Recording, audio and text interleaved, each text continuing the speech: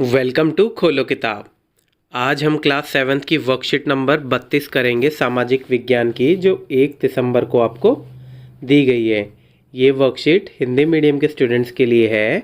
अगर आप English medium के स्टूडेंट हैं तो यहाँ आपको एक लिंक दिख रहा होगा, जिस पे आप क्लिक करके इंग्लिश में इस वर्कशीट को सॉल्व होते हुए देख सकते हैं, समझ सकते हैं।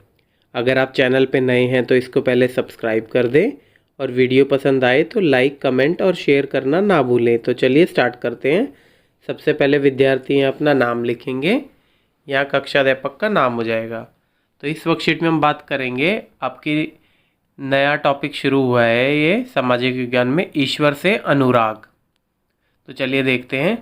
प्यारे विद्यार्थियों, कक्षा 6ठी में हमने पढ़ा था कि इतिहास सिर्फ राजा रानियों की कहानियों का अध्ययन ही नहीं, बल्कि इतिहास में आमजन, स्मारकों एवं साहित्य के इतिहास को भी पढ़ते हैं। आज जिस अध्याय को हम पढ़ना शुरू कर रहे हैं वह इतिहास में भक्ति काल के नाम से जाना जाता था। हम यह पता लगाने की कोशिश करेंगे कि इस समय के संतों, लेखकों, नारियों व भिन्न जाति धर्मों के लोगों का जीवन कैसा था। विभिन्न दर्शन व जीवन पद्धति के विषय में उनका क्या नज़रिया था। प्यारे बच्चों, प्यारे विद्यार्थियों, आपने लोगों को पूजा पाठ करते अथवा भजन कीर्तन या कव्वाली गाते या चुपचाप ईश्वर के नाम का जाप करते हुए ज़रूर देखा होगा।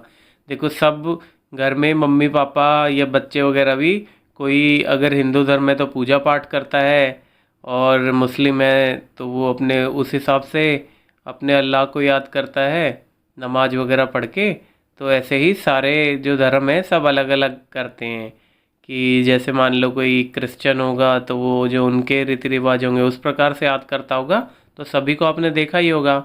आपने यह भी गौर किया होगा कि उनमें से कुछ तो इतने भाव विभोर हो जाते हैं कि उनकी आंखों में आंसू भर जाते हैं। तो ये सारी जो चीज़ लिखी है ये पुराने टाइम पे तो काफ़ी होता था, अब काफ़ी कम हो गया है ये सारी चीज़ें, तो कि मतलब आंखों से आंसू निकल जाते हैं। बट काफ़ी जो बिल्कुल श्रद्धा से भगवान को याद करता है या अपना जो भी जिसको भी मानता है उसको याद करता है, तो उसकी आंखों में आंसू भी भर जाते हैं। ईश्वर के प्रति ऐसे प्रेम भाव या गहरी भक्ति उन विभिन्न प्रकार के भक्ति तथा सूफी आंदोलनों की देन है, जिनका 8वीं शताब्दी या मध्यकाल से उद्भव होने लगा। मतलब जो 8वीं शताब्दी से स्टार्ट हुई थी। परमेश्वर का विचार। परमेश्वर का विचार क्या है देख लेते हैं। बड़े बड़े राज्यों के उदय होने से पहले भिन्न भिन्न समूहों के लोग अपने अपने देवी देवताओं की पूजा करते थे। जब लोग नगर के विकास और व्यापार तथा साम्राज्यों के माध्यम से एक साथ आते गए, तब नए नए विचार भी विकसित होने लगे। सपोज ये एक एरिया है, यहाँ पे अपने तरीके से किसी देवी देवताओं की पूजा हो रही है। यहाँ ये दूसरा तरीका है, वो अपने देवी देवताओं की पूजा कर रहा है। कहीं तीसरी जगह तीसरे देवी देवता की पूजा कर रहा है। तो ये क्या होता था कि जब से व्यापार वगैरह बढ़े या नगर बड़े होने लगे, तो ये लोग इधर उधर आप एक दूसरे के एरिया में आने लगे या ये मर्ज हो गए। तो जो वहाँ पे इन्होंने किया, तो इसी हिसाब से नए नए विचार भी विकसित हुए। कोई उसको देखता कि अच्छा ये इन देवी देवताओं को मानते हैं, तो मतलब एक तरीके से बीच बिचाले का रास्ता स्टार्ट हो गया और अलग अलग विचार विकसित होने लगे। यह बात व्यापक रूप से स्वीकार की जाने लगी कि सभी जीवधारी अच्छे तथा बुरे कर्म करते हुए जीवन, मरण और पुनर्जीवन के अनंत चक्रों से गुजरते हैं। तो सबसे पहले तो इन सब ने आपस में बात कही, ये स्वीकार करनी जाने लग गई बात कि एक तो सब अच्छे बुरे काम करके जीते हैं, फिर मरते हैं और उसके बाद पुनर्जीवन लेते हैं, और यह चक्र चलता रहता है। यह विचार भी गहरे बैठ गया कि सभी व्यक्ति जन्म के समय एक बराबर नहीं होते हैं। यह मान्यता कि सामाजिक विशेषाधिकार किसी उच्च परिवार अथवा ऊंची जाति में पैदा होने के कारण मिलते हैं, कई पांडित्यपूर्ण ग्रंथों का विषय था। कई पांडित्यपूर्ण ग्रंथ जो होते हैं उनमें क्या क्या लिखा हुआ था कि सारे एक समान नहीं होते। कुछ सामाजिक विशेषाधिकार उच्च परिवार के या ऊंची जाति में उनको ऊंचा माना जाता था। जैसे राजा के बेटे को राजा मतलब ऊंचा दर्जा माना जाता था, जनरल। तो ये धारणा तो गलत है, क्योंकि चाहे जन्म हो चाहे कभी भी हो, सब व्यक्ति जो भी होगा वो एक समान ही होते हैं। एक समान किस वे में कि मतलब कोई ऊंचा नीचा नहीं होता, सब बराबर ही होते हैं। पर ये पुरानी टाइम में ऐसी चीज़ें गलत लिखी हुई थी, या एक तरीके से कह लो कि ये मतभेद होता था। जो ऊंची जाति वालों को ज़्यादा ऊंचा दर्जा मिलता था और जो नीची जाति वाले को उनको नीचा दर्जा मिलता था, उनको ज़्यादा कोई भाव नहीं दिया जाता था। अनेक लोग ऐसे विचारों के कारण बेचैन थे, तो काफ़ी लोगों को ये बुरा भी लगता था उस टाइम पे भी, इसलिए वे बुद्ध तथा जैनों के उपदेशों की ओर उन्मुक्त हुए। उन्होंने बुद्ध और जैनों की उपदेशों की तरफ अपना ध्यान लगाना शुरू किया, जिसके अनुसार व्यक्तिगत प्रयासों से सामाजिक अंतर को दूर किया जा सके और पुनर्जन्म के चक्र से छुटकारा पाया जा सके।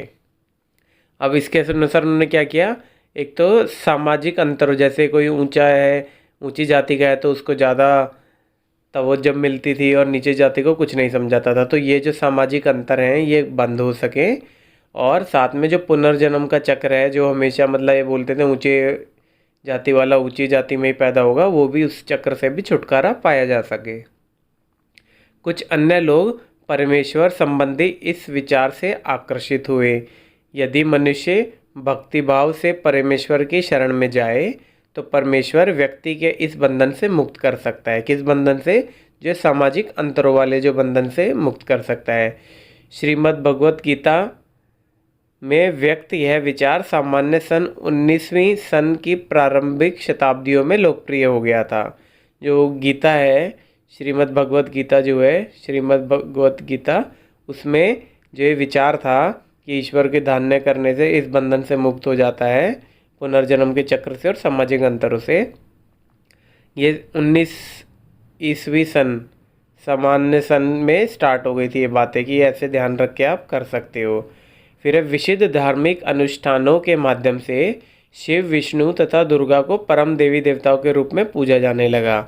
साथ साथ भिन्न भिन्न क्षेत्रों में पूजे जाने वाले देवियों को शिव, विष्णु या दुर्गा के रूप में जाने लगा। तो सबसे मेन जो दर्जा मिला देवी देवताओं में हिंदू धर्म के में, उसमें शिव, विष्णु और दुर्गा को सबसे ऊंचा देवी देवताएं माना जाने लगा। स्थानीय मिथक तथा किस्से कहानियाँ पौराणिक कथाओं के अंग बन गए। जो किस्से और कहानियाँ थे वो उनके कथाएं के रूप में उन्हें ले लिया। जैसे आगे आके कथा सुनाते हैं इस प्रकार के। पुराणों में पूजा की जिन पद्धतियों की अनुशंसा की गई, उन्हें स्थानीय पंथ में भी अपनाया जाने लगा। आगे चलकर पुराणों में भी इस बात का उल्लेख किया गया कि भक्त भले ही किसी भी जाति पाति का हो, अगर वह सच्ची भक्ति से ईश्वर की कृपा प्राप्त कर सकता है। भक्ति की विचारधारा इतनी अधिक लोकप्रिय हो गई कि बौद्ध और जैन मतावलंबियों ने भी इन विश्वासों को अपना लिया।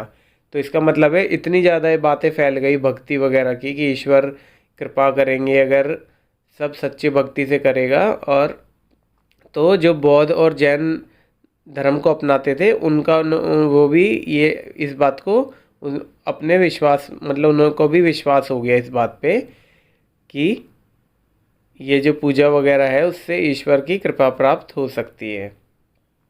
अब देखिए निम्नलिखित प्रश्नों के उत्तर दीजिए। पहला क्या है, किन विचारों के कारण लोग बुद्ध तथा जैनों के उपदेशों के प्रति आकर्षित हुए? तो किन विचारों के कारण हुए थे? क्योंकि जो मतभेद होता था, मतभेद बोल रहा हूँ मैं, क्योंकि जो एक सामाजिक विशेषाधिकार के उच्च तथा नीची जाति में पैदा होने की वजह से ये माना जाता था कि व्यक्ति सारे बराबर नहीं होते हैं। और इन तरीके के विचारों से जो लोग बेचैन थे उन्होंने ही तो बुद्ध तथा जैन धर्मों को अपनाया था। तो यही हम लिखेंगे।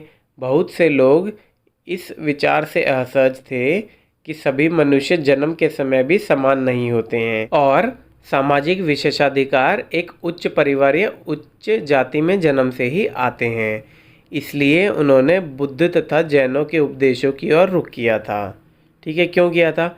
अब ये चीज़ मैं जो यहाँ से एक्स्ट्रा बता रहा हूँ, ये देखिए, जिनके अनुसार व्यक्तिगत प्रयासों से सामाजिक अंतरों को दूर किया जा सके और पुनर्जन्म के चक्र से छुटकारा पाया जा सकता है।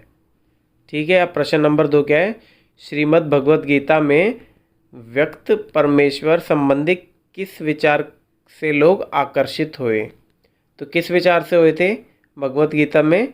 वो यही हुए थे कि पूजा अर्चना से इस चक्रव्यूह से बचा जा सकता है। तो श्रीमद् भगवत गीता में व्यक्त परमेश्वर संबंधी इस विचार से लोग आकर्षित हुए कि यदि मनुष्य भक्ति भाव से परमेश्वर की शरण में जाता तो परमेश्वर व्यक्ति को इस जन्म या पुनर्जन्म व सामाजिक अंतरों के बंधन से मुक्त कर सकता है। इसी के साथ हमारी ये वर्कशीट आज की कंप्लीट हुई। मिलते हैं नेक्स्ट वीडियो में नेक्स्ट वर्कशीट के साथ। Don't forget to like, comment, share and subscribe the channel. Thank you.